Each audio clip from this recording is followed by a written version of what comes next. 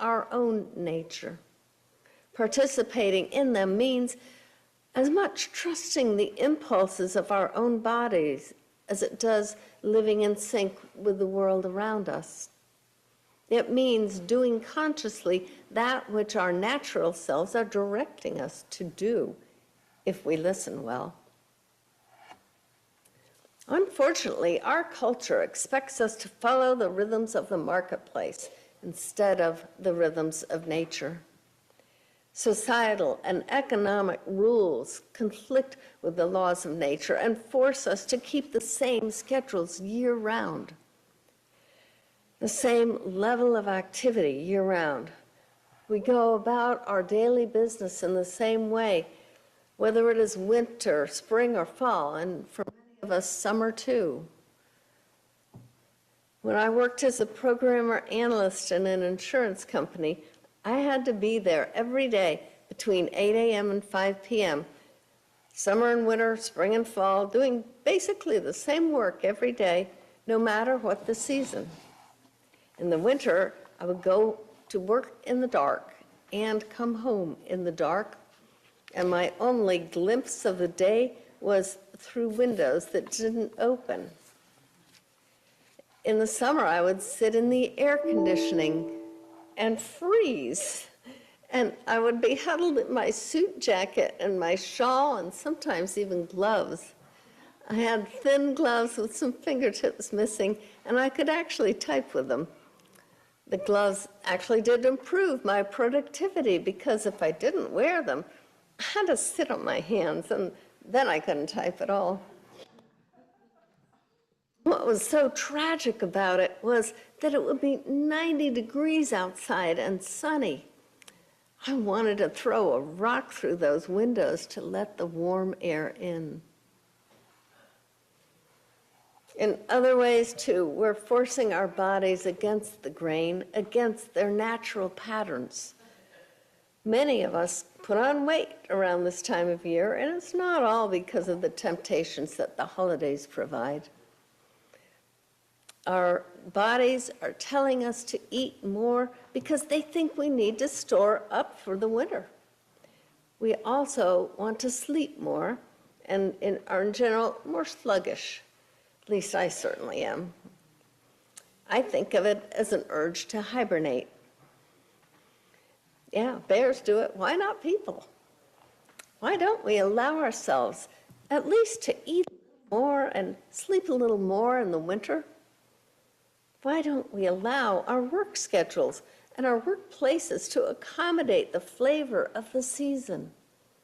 In order to be open to the gifts a situation has to offer, we have to let ourselves really experience the situation.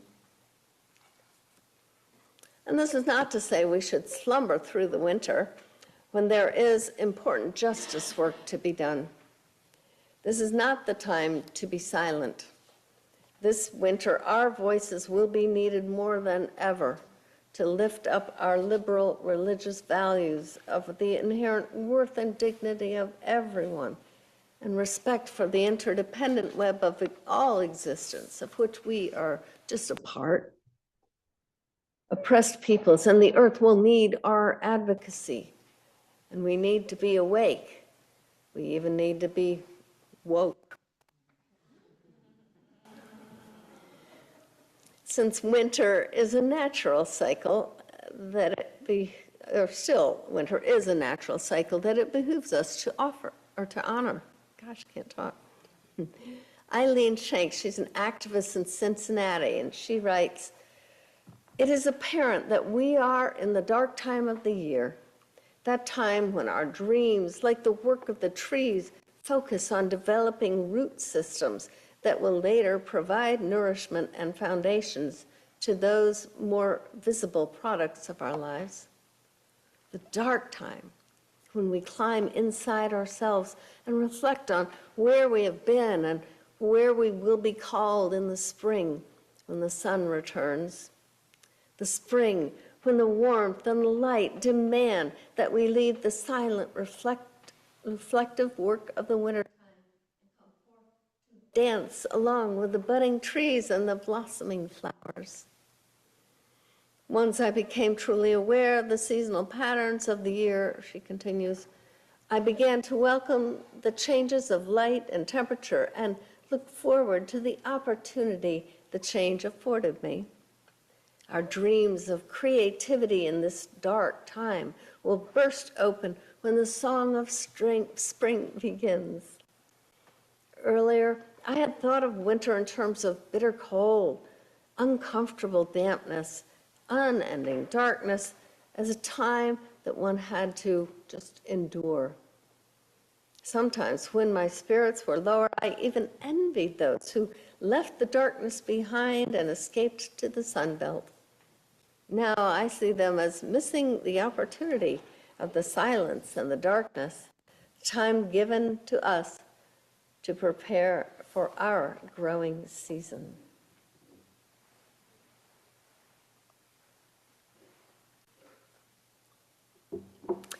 Winter does have its purpose. Winter invites us to slow down, to go within, to explore the inward soul. The silence, the darkness, the very bleakness of our surroundings, as well as the prompting of our bodies, suggest that we are entering a season of quiet, of reflection, of low productivity. Like the earth, we have our seasons too. And spring within can only come if some winter has come first. The winter of the soul can be a bleak time, a time of barrenness, emptiness, and darkness. It's often not clear that it is a seasonal cycle and that spring will follow. It can be a short cycle or it can last a long time. It can feel like a wasteland, like nothing is being accomplished, like creativity has withered. It can feel like your soul is dead, just as the winter of the earth makes the earth appear dead. If we don't recognize it as a necessary cycle, it can lead us to despair. And despair is not fertile soil for growing the fruits of the soul. A number of years ago, when I was in the grip of a major writing block, I was telling my spiritual director about how empty I felt and how frustrating that was. Her suggestion to me was to go into the emptiness.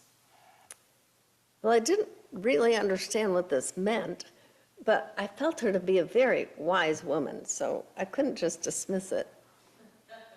So it has stayed with me, and I kept rolling it around in my mind, and slowly I got it. The idea is not to fight the emptiness, not to try to get away from it, but simply to accept it and allow myself to stay in that emptiness without judging or trying to wish it away. Going into the emptiness is a good way to describe the goal of Buddhist meditation. In meditation, the aim is just to empty the mind, to stop thinking, and just be. Thoughts arise, and we let them go, without judging, simply returning to the present moment. Feelings come, and we let them go, without judging, without letting them distract us.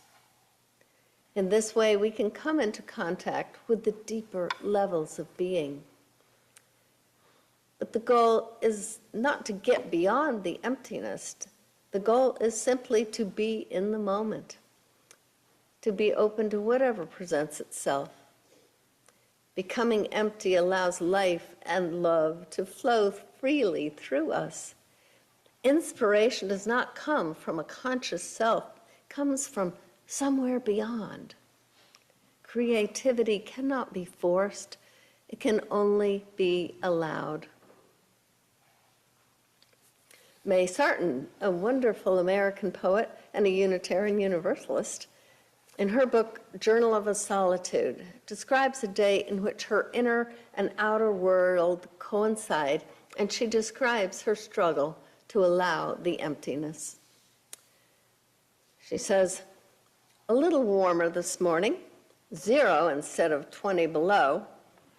A strange, empty day. I did not feel well, lay around, looked at daffodils against the white walls, and twice thought I must be having hallucinations because of their extraordinary scent that goes from room to room. I always forget how important the empty days are, how important it may be sometimes not to expect to produce anything, even a few lines in a journal. I'm still pursued by a neurosis about work inherited from my father. A day where one has not pushed oneself to the limit seems a damaging day, a sinful day. Not so. The most valuable thing we can do for the psyche occasionally is to let it rest, wander, live in the changing light of a room, not try to do anything, whatever. How often do we let ourselves have an empty day? How long do we expect we can just keep doing and producing without some fallow time? Farmers knew to allow their fields to lie fallow, unplanted, for a season now and then. One ancient culture planned for a day every 7 days for people to lie fallow and rejuvenate. They called it the Sabbath. Sometimes the downtime comes whether we want it or not. Sometimes we just get down, and it seems like we may never get up again. The winter of the soul, just like the winter outside, may feel like a barren, dark landscape with no end in sight. Will the light ever return? Will I ever feel warm again? Will I ever blossom again?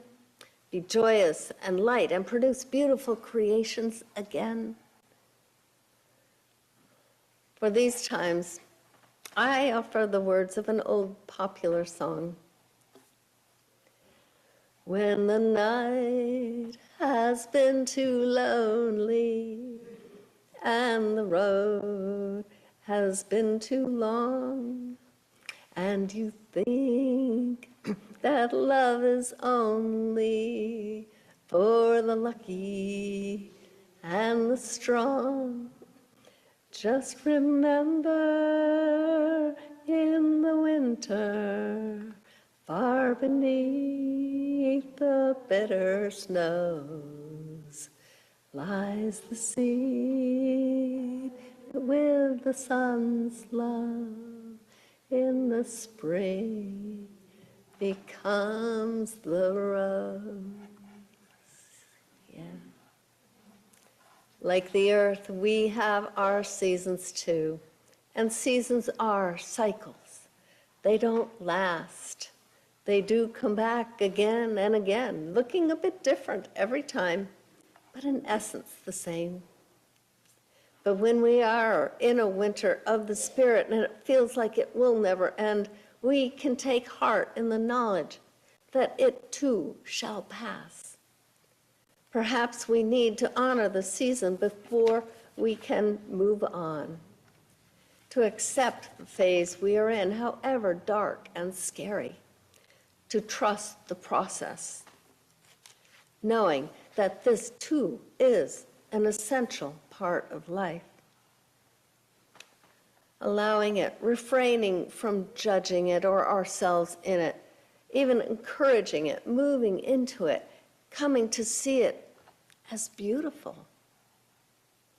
Then we are living fully, to be open to the present moment, whatever it presents. That is the secret of living well.